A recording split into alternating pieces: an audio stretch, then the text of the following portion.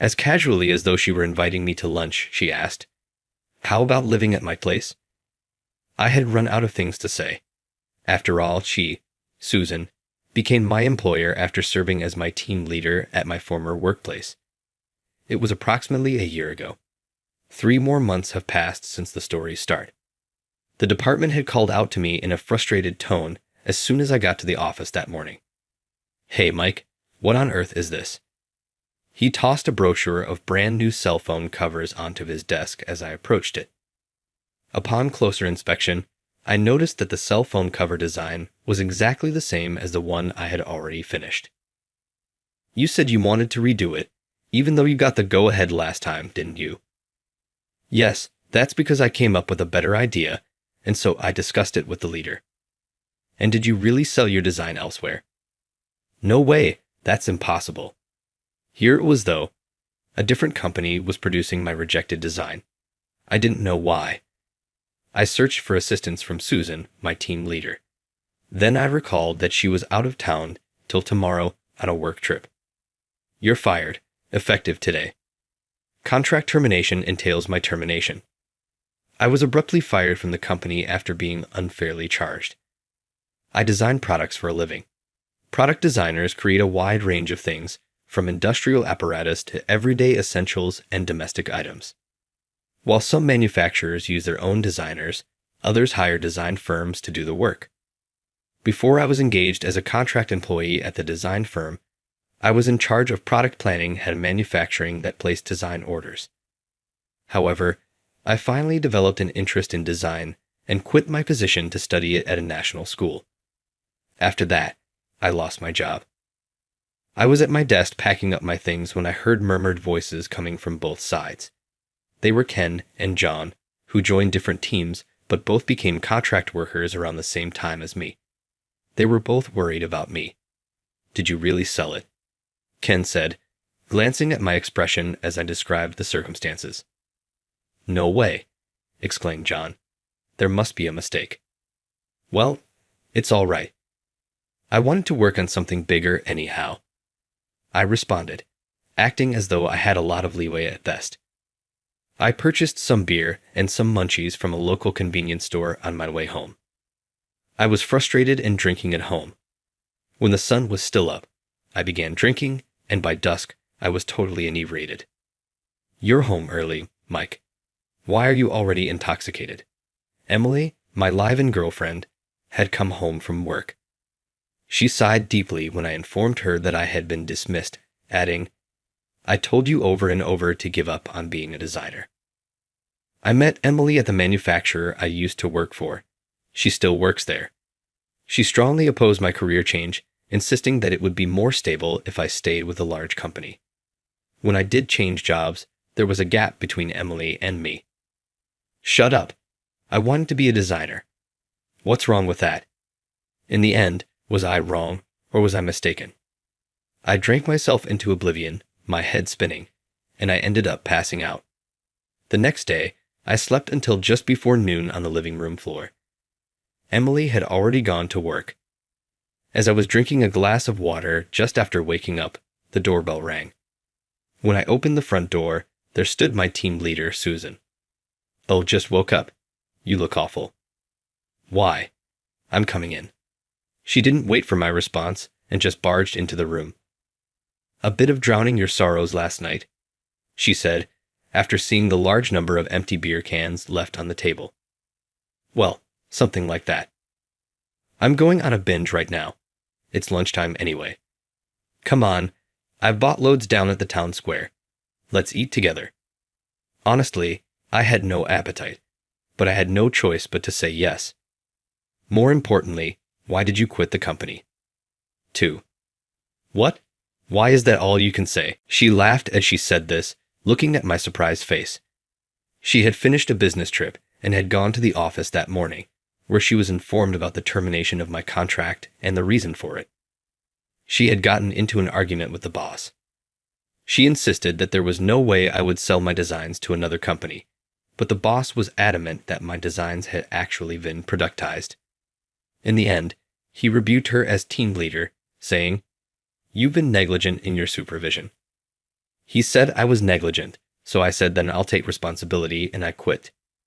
She said this robustly while biting into a fried chicken drumstick. So now, because of me, you too. I've been at odds with that hard-headed man for a while now. She then looked at me seriously, adjusting her posture. You just left your job yesterday, and you haven't decided on your next job yet, right? Yes, I have no prospects. Then work with me. Work with you. I couldn't grasp the meaning, so she explained she had decided to take this opportunity to start her own design firm. She had been considering going independent and had saved up for it. The salary might be lower at first, but only for a little while. Just bear with it. In other words, she wanted me to be the first employee of her new design company. Sure, if you want me. She thanked me and offered both her greasy hands for a handshake. I shook her hands, though somewhat bewildered. Her hands were sticky from the fried chicken.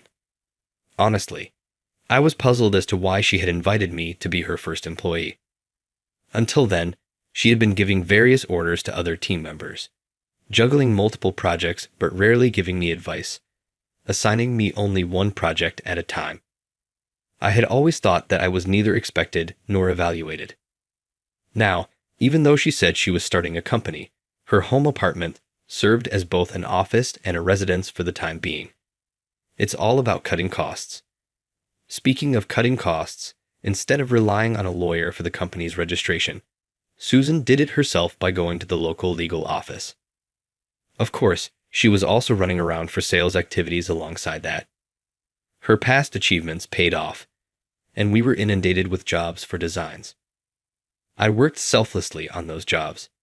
Sometimes work ended late at night, and I often stayed over at her home, which also served as the office. The company's name is S&T Design.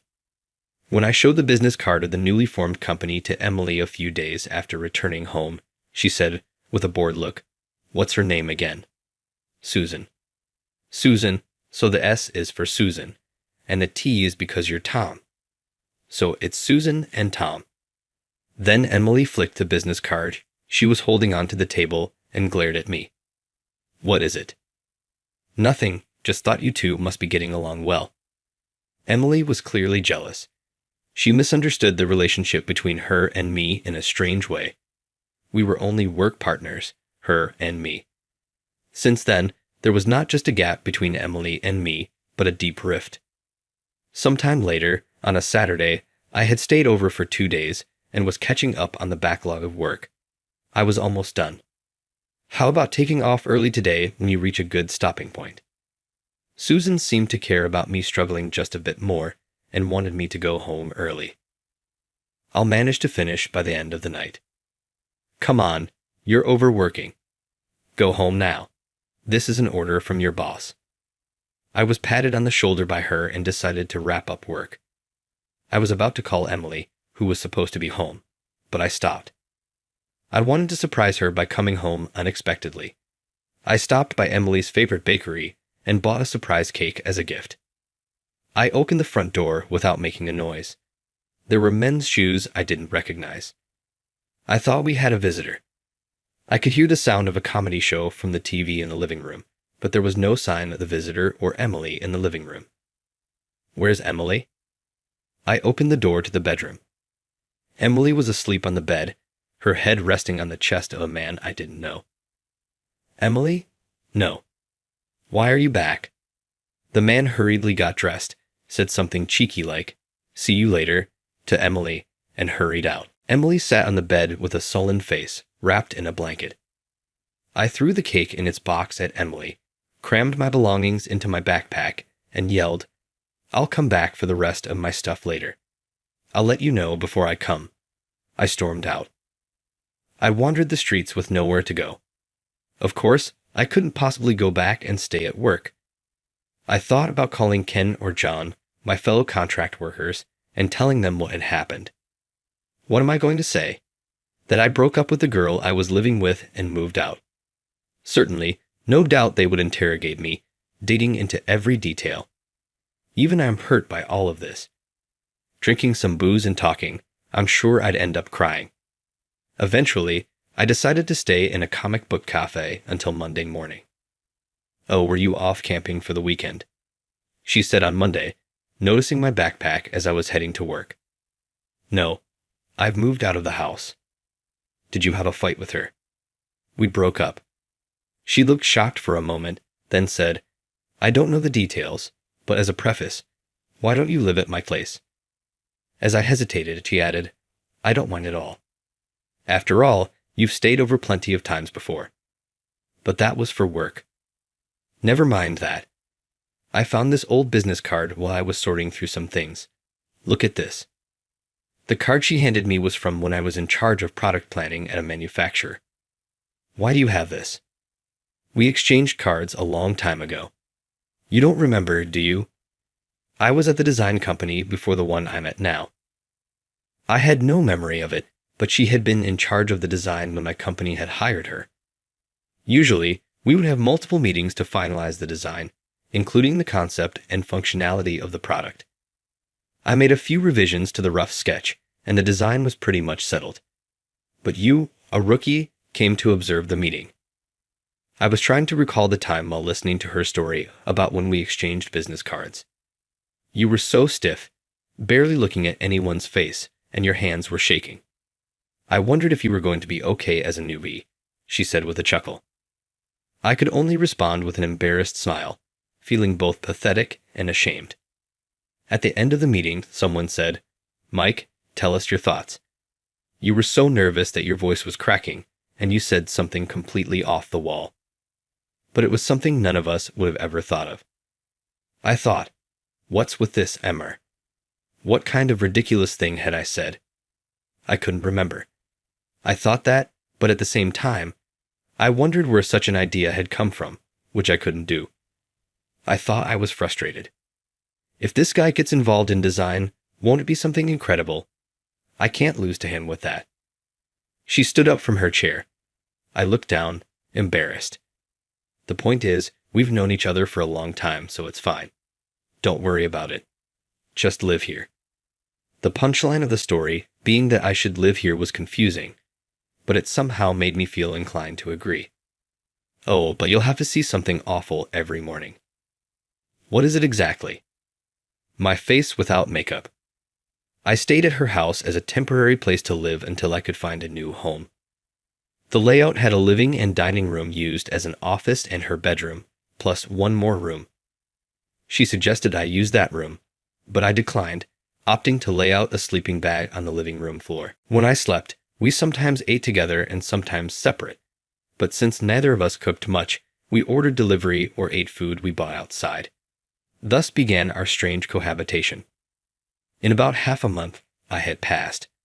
We were working in the room when her cell phone rang. Oh, Ken. Long time, no see. It seemed to be from Ken, my contract colleague. She listened to Ken's story, nodding, and said, There is always next year. Don't be discouraged. Yeah, he's here living at my place. No, it's different. My home is currently a home office and company housing. She said this and hung up, laughing.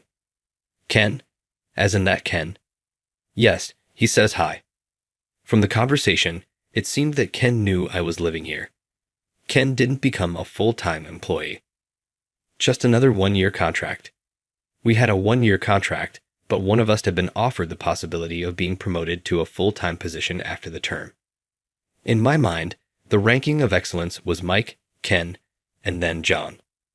Defying her expectations this time, John got the full-time position. Wait, does that mean in Susan's view I was the best? Hey, when you were the leader, you hardly gave me any advice and only assigned me one task at a time, right? What's wrong with that? Does that mean you didn't think much of me? Don't be foolish, it's the opposite, actually. The reason she didn't advise me was that there was no need to. She didn't make me multitask because she wanted me to focus on the cases she deemed important or difficult. Hearing that, I felt so happy that I wanted to jump for joy. After that, work went smoothly. Though I was planning to find a new place to live right away, the end of the year was approaching, and I was still living in her apartment. It's cold today, she said, stamping her feet in front of the space heater after returning from outside. They say there's a big cold wave coming. Well, I can't be defeated by a cold wave. There's a lot of work ahead. She had secured a new business opportunity upon visiting a client. However, it was a competition with another company. If we won the competition, it would lead to continued orders. The schedule is tight, only 1 week until the competition. On top of that, that company will also participate. That company, the company that gave us the opportunity to start our S&T design. She also invited me over, saying she'd gotten interesting news. The designs I had rejected were sold to another design firm by our contract colleague, John. In his eagerness to be promoted, he tried to sabotage me to reduce competition. The company that bought the design from John also had other stolen designs and was reported by the client, and thus John's actions came to light.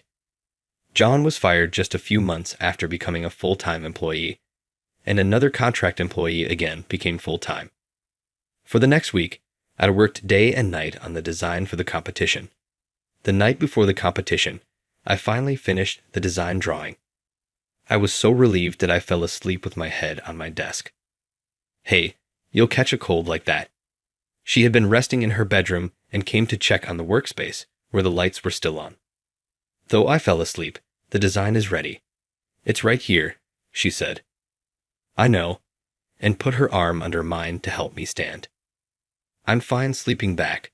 Come here, my bed's warmer. We won the competition, and the company grew. We established a new office and hired about 5 employees. As for me, I'm still living in her house, not just as a work partner, but as a life partner.